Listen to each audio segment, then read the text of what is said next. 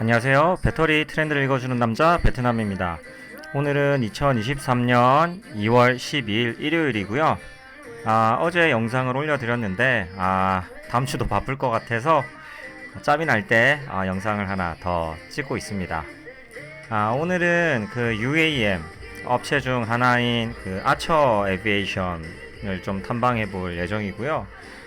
배터리 관련해 가지고 좀 찾아보려고 했는데 아주 많은 정보가 있진 않지만 최근에 1월 5일자 뉴스로 그 자동차 제조업체 중 하나인 스텔란티스와 뭔가를 이제 업무 협약을 체결한 것이 있어서 그것도 좀 다뤄볼 겸 그 기체 이름이 미드나이트라고 하는데 이제 걔네들 기체 스펙을 좀 살펴보도록 하겠습니다. 지난 2월 4일에는 그 조비 에이비에이션이라고 하는 UAM 업체를 한번 찾아봤었는데 얘네들이랑 한번 비교해 볼 수 있는 자료가 있는지를 좀 찾아보겠습니다. 아까 말씀드린 게 그 스텔란티스 아처 관련해 가지고 이제 뉴스가 나왔던 건데 2024년부터 이제 비행 택시 UAM 기체를 대량 생산하겠다. 2024년이면 당장 내년이거든요. 이제 관련해 가지고 기사가 1월 5일자로 한번 났었고 미국의 아처 수직 이착륙기를 독점 생산하겠다. UAM 시장에 대해서 출사표를 내겠다. 이제 EVTOL이 뭔지 알죠? Electric Car, Vertical Takeoff and Landing. 전기 수직 이착륙기. 이름이 미드나이트고요. 2년 동안 최대 1920억 원을 지원하겠다. 투자를 하는 건이 아닌가라는 생각이 드네요. 그래서 또 우리는 또 그 구글 박사님을 통해서 아처 홈페이지를 들어가 보니 옛날에 홈페이지가 이게 아니었던 걸로 기억하는데 바뀌었어요. 그 아처닷컴도 있었고 원래 이름이 flyarcher.com이었나? 그랬던 것 같은데 홈페이지가 바뀐 것 같더라고요. 그 옛날에 한번 찾아봤던 자료가 여기 아처닷컴에는 또 없는 것 같기도 해서 그 구글 통해서 좀 자료를 찾아봤습니다. 비행기 기체가 이렇게 생겼네요. 옛날에는 이 모양이 아니었던 것 같은데 좀 바뀐 것 같아요. 네. 얘네들은 어디서 어디까지? 뉴욕 에어포트 to 뉴욕 시티 in 10분 만에. 확실히 미국이 땅이 크고 비행기로 많이 날아다녀야 되니까 도심 또는 도심 외곽에 있는 공항까지 이동하는 데 있어서 조비도 그렇게 얘기했던 것 같거든요. 이 이동에 대해서 UM을 좀 많이 고려하고 있는 게 아닌가 라는 생각이 드네요. 뭐 뭔가 탭이 많이 있진 않아요. 이게 미드나이트 기체인 것 같습니다. 엘렉트리컬 파일럿을 포함해서 5명, 그 고객은 4명 정도 탑승할 수 있는 것 같고 레귤러 미션은 대략 한 20에서 50마일 정도 이동이 가능한 것 같습니다. 뭐 최대한 8, 90km 정도까지 가능한 것 같네요. 그 다음에 최고 시속은 대략적으로 한 150 miles per hour고 네, 봅시다. Rapid Charge able to perform back to back, back to back으로 20마일 플라이트 하고 12분 동안 충전해가지고 그 사이에, 그러니까 미션을 왔다 갔다 하고 이제 어디 착륙을 한 다음에 12분 동안 충전해가지고 운용 가능하도록 계획을 하고 있는 것 같습니다. 당연히 이제 날아다니는 거, 세이프티, 그리고 인증 이런 것들이 좀 빡세다고 했잖아요. 항공 쪽은 그런 쪽에 대해서도 뭔가 준비를 하고 있는 것 같고, 당연히 이제 무게를 가볍게 하기 위해서 여러 가지 복합 소재들, 특히 항공기 쪽, 항공기 쪽은 그 소재들 이런 것들은 미국에서 수입하거나 이런 쪽이 많다고 하더라고요. 페일로드 얼마나 태울 수 있는가? 기체가 사람 모습인데 날개가 상당하네. 그리고 프로펠러가 몇 개죠? 지금 여기 6개, 6개, 12개, 프로펠러 12개고, 보통은 이제 날개에 기존 항공기들은 연료가 들어가는데 여기도 배터리가 들어가지 않을까 싶고, 동체 쪽에도 공간이 있으면 이제 배터리가 들어갈 수 있을 것 같습니다. 꼬리 날개는 이제 V자로 2개가 달려있네요. 아주 예쁘게 생긴 것 같아요. 그 스펙이나 이런 것들을 찾아보려고 했는데 홈페이지에는 많이 나와 있지 않아요. 그래서 제가 이제 따로 그 뭐 그린카 콩그레스나 아니면 이런 쪽을 통해 가지고 어디 뭐가 있는지 이런 것들을 좀 찾아봤고, 그래서 일단 보게 되면은 이제 홈페이지에 나와 있던 게 여기에 대략적으로 그 에너지 배터리가 142kWh 정도 들어간다고 나와 있고 맥스 파워는 이제 1.3kW. 제가 그 유튜브 채널 커뮤니티에 올려놓은 거 중에 하나가 이제 그 UAM에서 출력을 얼마나 요구하느냐. 낮게는 한 1.2에서 1.3, 높게는 2kW per kg 정도 요구를 하거든요. 이제 배터리 파워가 1300kW라고 돼 있는데 이제 이거 무게로 나눠 보면은 대략 알 수 있을 거예요. 근데 이제 배터리의 무게가 뭐냐, 얼마냐는 지금 확인을 할 수가 없잖아요. 근데 제가 이제 추측을 해봤습니다. 일단 원통형이 들어가는 것 같고 여기 이제 이 탄피가 아니라 총알이 아니라 원통형 배터리일 거예요. 그리고 이거를 이제 직렬 연결해 가지고 이거 한 3.6에서 3.75V 가까이 될 테니까 직렬 연결해서 800V로 만든 다음에 이제 얘네들을 병렬 연결하는 하는 형태가 되는 것이죠. 아까 12분이라고 말씀드렸는데 average mission마다 이제 charge 타임 10분 정도. 뭐 비행기가 잠깐 어디를 멈추더라도 10분 정도는 멈춰 있을 때니까.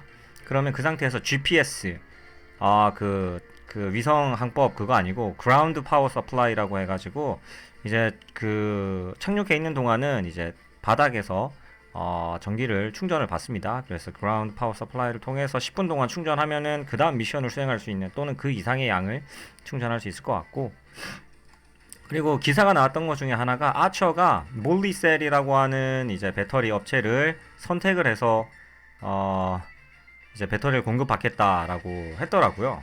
그래서 아처 몰리셀이라고 하면은 기사가 나오고 그 몰리셀 업체를 한번 찾아가 볼게요. 타이완 업체라고 했었는데 대만의 리튬 이온 배터리 제조업체라고 합니다. 이 특징이 지금 방금 보이시다시피 울트라 하이 파워 셀 메이커라고요. 그러니까 고출력 셀.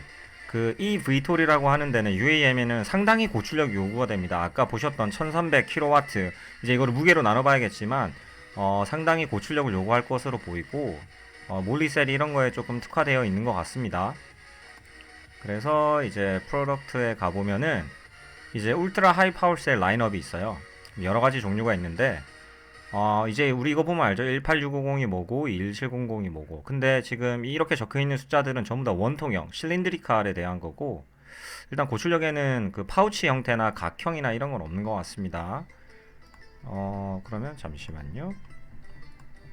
지금 여기 기사에 보게 되면 그 파워팩, 그 배터리 팩인데 미드나이트에 이제 그 전기 모터에 파워를 공급하기 위해서 아처는 뭐 팩 디자인을 어떻게 하고 실린드리칼 타입의 원통형 타입의 전지를 사용하겠다라고 하고 18650이 아닌 11700 리튬이온 배터리를 사용하겠다. 어디서 공급받는 대만의 이제 배터리 매니팩처러 중 하나인 몰리셀을 공급하겠다. 그러니까 11700 원통형 배터리를 쓰는 것 같습니다. 그렇게 봤을 때 이제 어디 갔지? 몰리셀 어디 갔어? 몰리셀의 11700 타입은 두 가지 종류가 있어요. 두 가지 종류가 있는데 이제 여기 로우 임피던스라고 하는 게 사실 이제 저항이 더 적은 그러니까 아마 이거를 사용하지 않을까 싶은데 P42A와 P45B가 있는데 불행히도 P42A는 이제 배터리 스펙이 안 나와 있어요. 디테일을 뭐 적어달라 그러는데 여기서 할 건 아니고, 이거는 눌러보면은 이제 출력이 어느 정도 되고 이런 게 나와 있어요. 그래서 대략적으로 에너지 밀도 242Wh per kg.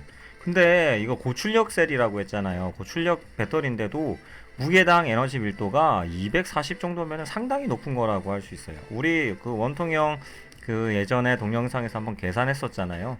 뭐 작게는 180, 많게는 뭐 한 220, 250까지도 가능할 수는 있는데 그거는 그냥 통상적으로 사용되는 리튬 이온 전지, 원통형 전지라고 할 수 있는데 얘는 하이 파워, 고출력에 특화된 셀임에도 불구하고 240, 거의 한 250 가까이 나온다는 거는 상당히 높은 에너지 밀도와 동시에 높은 출력을 가지고 있다고 볼 수 있습니다. 그래서 지금 이거 16.2W니까 이 배터리 셀의 무게를 보면은 16.2를 242로 나누면 곱하기 1000 하면은 얘 67g 정도 되거든요. 67g. 67g이니까 그 10조 출력 168W를 나누면 168을 아까 67g으로 나눠야 되죠. 곱하기 킬로와트니까 그냥 나누면 되네요. 그러면 얘 배터리의 출력은 10초 동안 2.5 킬로와트 per 킬로그램이 되는 겁니다. 배터리 라인업이 있었는데 지금 이렇게 돼 있으니까 내가 아까 168 아니, 무게가 대략 67g 정도였고 무게당 에너지 밀도 하면은 SOC 90 충전이 많이 되어 있는 상태에서는 대략적으로 얼마인지 다시 계산을 해봅시다. 184 나누기 67 하면은 2.7이네요. 2.74 kW per kg 정도 될 것이고, 이제 조금 낮은 배터리가 SOC 50% 정도 충전되어 있을 때는 2.5 정도 됩니다.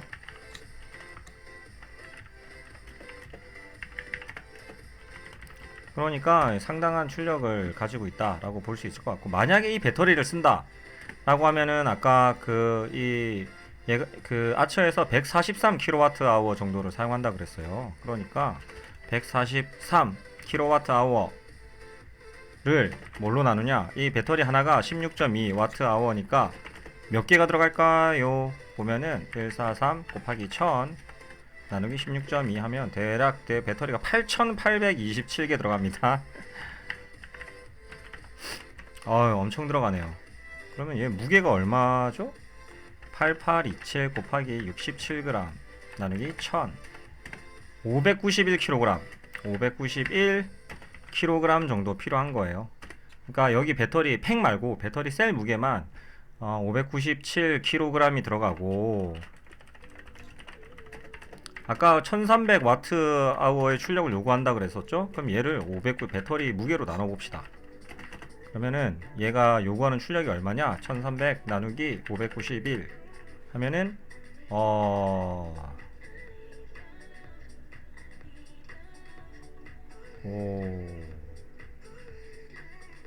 2W? 제가 계산을 잘못했군요. 셀당 요구하는 거네. 이 1300W가 어디 갔지? 잠깐 홈페이지를 다시 들어가 볼게요. 아처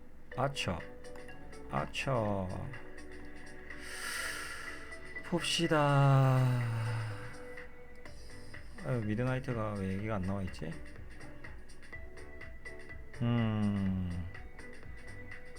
정보가 많이 없는 편이네요. 제가 못 찾았나봐요. 잠시만요. 띵. 여긴 1300kW니까 계산이 맞았네요. 죄송합니다. 1300kW 킬로와트의 출력이 필요하고 얘가 591kg으로 나누니까 아까 계산한 게 맞습니다. 그래서 대략 2.20 킬로와트 per kg의 출력을 요구한다. 엄청난 거죠. 배터리 셀당. 근데 이거를 몰리셀이 한 2.5, 2.7 정도 하니까 대략적으로 만족시킨다 라고 볼 수 있을 것 같아요. 그래서 근데 이 배터리를 보면은 이제 캐패시티 페이드, 사용하지 못하는 공간이 있을 거예요. 배터리를 100% 사용하게 되면은 얘네들의 수명이 조금 단축되거든요. 그래서 배터리를 저희가 매번 얘기했던 퀵차지를 하는 구간이 대부분 배터리를 사용하는 구간, 10에서 충전 상태 10%에서 대략 한 80에서 85%까지를 이제 왔다 갔다 쓰면은 배터리를 오래 쓸 수 있다는 것 같고, 그래서 뭐 호버링하고 크루이징 해가지고 여기 이제 한 90km라고 얘기하는 한 60마일, 5, 60마일 정도 이동하고 이제 리저브로 비상용을 위해서 항상 남겨놓습니다. 그리고 여기는 아예 그냥 사용하지 않는 공간이 에너지라고 생각하고, 그래서 대략 이 정도 범위를 왔다 갔다 하는 것 같습니다. 그리고 이제 배터리 미드나잇 스펙 같은 경우에는 이런 것들이 있었는데 배터리에 관해서는 크게 없더라고요. 이거는 뭐 홈페이지에 나와 있고 뉴스 기사에 나와 있는 내용이었는데 프로펠러도 12개인 거 눈으로 확인할 수 있는 부분이었고, 패신저는 이제 파일럿이 한 명 포함되어 있다고 하는데 나중에는 이제 자동 비행을 통해서 이제 그러면 총 5명의 고객을 확보할 수 있겠죠. 어쨌든 비즈니스 모델에 있어서 뭐 사람 수를 줄여서 고객을 한 명 더 태울 수 있다는 거는 그 비즈니스 모델에 있어서 코스트 부분을 확보할 수 있기 때문에 그런 것들을 고려하고 있는 것 같다 라는 것 같고, 맥시멈 테이크 오프 이제 MTOW라고 하는 맥시멈 테이크 오프 웨이트는 이제 대략 한 3톤을 조금 넘는 형태.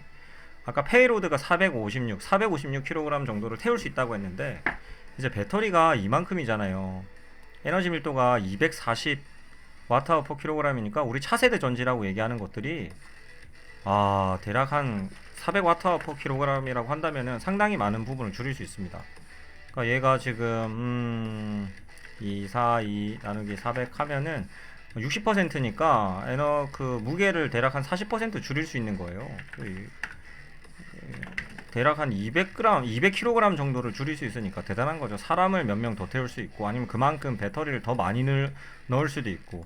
지금 왔다 갔다 하는 거리를 80km라고 했는데, 이거를 이제 100km 이상 비행할 수도 있고, 그런 것들이 가능할 것 같습니다.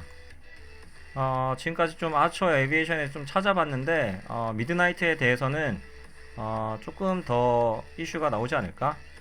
그리고 아까 찾아봤던 이제 스텔란티스 아처 같은 경우에는 이제 1.5억 달러, 아까 한 1,900억 얘기했었죠. 그래서 완성차 업체 스텔란티스, 이런 결합들이 좀 있어요. UAM의 스타트업 기술력을 가지고 있고, 기존에 항공기를 했던 업체라든가 또는 이제 항공기 기술력을 가지고 있는 업체들과 자동차 OEM이나 기존의 비행기 생산하는 업체들이 이제 서로 합쳐져서 기술력을 바탕으로 제조업에 이제 제조, 공정 이런 거에 특화되어 있는, 경험이 있는, 그리고 자본이 꽤 있는 그런 회사들과 합쳐져 가지고 새로운 시장을 좀 만들려고 하는 것이 아닌가. 이제 기술력도 필요하고 인증도 필요할 것이고, 이제 제조 바탕도 필요할 것이고, 공장 이런 것도 필요할 거잖아요. 이제 그런 것들이 이런 형태로 자동차 OEM 업체들과 이제 기술력을 가지고 있는 이제 스타트업 UAM 업체들과 이런 결합들이 종종 있는 것 같습니다. 관련해 가지고는 UAM 그 업체들 동향을 한번 좀 살펴볼 때, 뭐 UAM 업체들, 스타트업들과 또 다른 어떤 뭐 자동차 OEM이든지 아니면 비행기 기존의 항공기 업체들이 어떻게 손잡고 있는지, 이런 것들을 뉴스 기사를 토대로 한번 살펴보는 시간을 갖도록 하겠습니다. 이번 시간에는 아처에 대해서 좀 살펴봤고, 원통형을 사용하는 것 같고, 꽤나 고출력을 요구하는 것들을 이제 숫자를 통해 좀 확인해봤고, 뉴스 기사를 확인해봤을 때 몰리셀이라고 하는 대만의 리튬이온 고출력 특화된 셀을 사용하고 있는 것 같고, 얘네들의 이제 배터리들이 이제 스펙을 봤을 때는 어느 정도 만족할 수 있을 것 같다. 그리고 배터리도 143kW면 엄청 많이 한 거죠. 그때 조비 찾아봤을 때 이건 옛날 자료 가지고 조금 바뀌었을 수도 있을 것 같아요. 얘네들도 이제 곱하기 2배니까 150kWh니까 대략적으로 그 정도 사용한다 라고 볼 수 있을 것 같고, 75는 이제 아닐 거예요. 요즘 들어가는 EV 전기차들은 이보다 조금 더 많이 들어가지 않을까 싶네요. 그 다음에 파워 얘기했는데 3배 얘기했으니까 이게 대략 한 1000kW 정도 요구한다고 했는데, 지금 아처가 1300을 얘기하는 거 봐가지고는 대략적으로 UAM에서도 이 정도를 요구한다라고 볼 수 있을 것 같습니다. 즉, 이 상태에서 무게를 더 가볍게 한다면 이런 맥스 파워 요구하는 출력 이런 것들도 좀 더 줄어들 수 있겠죠. 오늘은 이제 여기까지 아처에 대해서 좀 알아봤고요. 다음번에는 또 다른 뭐 UAM 업체나 아니면 배터리 업체, 또는 이제 지금까지 좀 정리된 업체들 탐방하면서 봤던 배터리 스펙이나 아니면 UAM 관련 업체들의 이 배터리 스펙을 좀 정리해가지고 비교해보는 시간을 갖도록 하겠습니다. 남은 주말 잘 보내시고요. 다음에도 좋은 정보로, 좋은 소식으로 정리해서 찾아오도록 하겠습니다. 지금까지 배터리 트렌드를 읽어주는 남자 베트남이었습니다. 감사합니다.